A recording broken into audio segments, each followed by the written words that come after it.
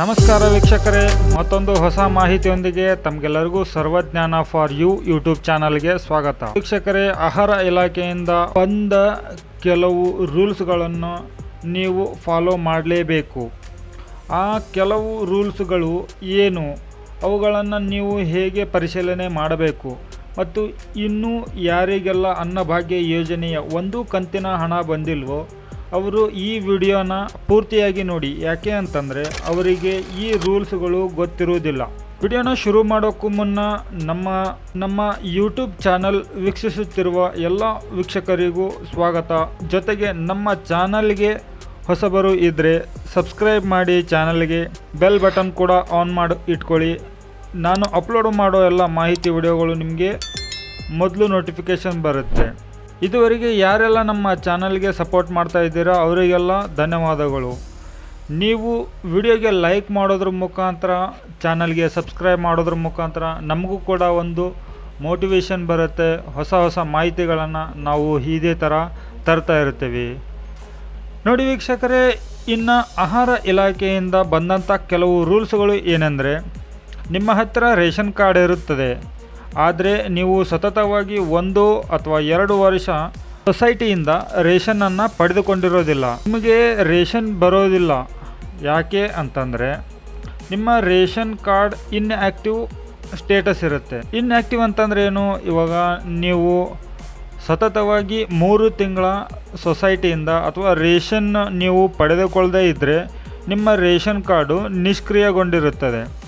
ಆದರೆ ಸಸ್ಪೆಂಡ್ ಆಗಿರೋದಿಲ್ಲ, ಕ್ಯಾನ್ಸಲ್ ಆಗಿರೋದಿಲ್ಲ. ನಿಷ್ಕ್ರಿಯ ಅಂತಂದರೆ ಅದು ಉಪಯೋಗ ಆಗ್ತಾ ಇರೋದಿಲ್ಲಲ್ಲ, ಹಾಗಾಗಿ ಅದು ಇನ್ಆ್ಯಕ್ಟಿವ್ ಮೋಡಲ್ಲಿರುತ್ತೆ. ಸೊ ನಿಮಗೆ ಅನ್ನಭಾಗ್ಯ ಯೋಜನೆಯ ಹಣ ಬರಬೇಕಂತಂದರೆ ಸತತವಾಗಿ ನೀವು ನಿಮ್ಮ ಸೊಸೈಟಿಯಿಂದ, ನಿಮ್ಮ ರೇಷನ್ ಕಾರ್ಡ್ನಿಂದ ನೀವು ಉಪಯೋಗ ಮಾಡಬೇಕು. ಅಂದರೆ 3 ತಿಂಗಳವರೆಗೂ ನೀವು 1 ತಿಂಗಳೂ ಗ್ಯಾಪ್ ಮಾಡ್ದೇ ನಿಮ್ಮ ರೇಷನನ್ನು ನೀವು ಪಡೆದುಕೊಳ್ಬೇಕು. ಅದರ ನಂತರ ನಿಮ್ಮ ಸ್ಟೇಟಸ್ಸು ಆ್ಯಕ್ಟಿವ್ ಆಗುತ್ತೆ ನಿಮ್ಮ ರೇಷನ್ ಕಾರ್ಡದ್ದು. ಜೊತೆಗೆ ನೀವು KYCನೂ ಕಂಪಲ್ಸರಿಯಾಗಿ ಮಾಡಿಸಲೇಬೇಕು. ನಂತರ ನಿಮ್ಮ ಮೊಬೈಲ್ ನಂಬರು ಕೂಡ ಲಿಂಕ್ ಇರಬೇಕು.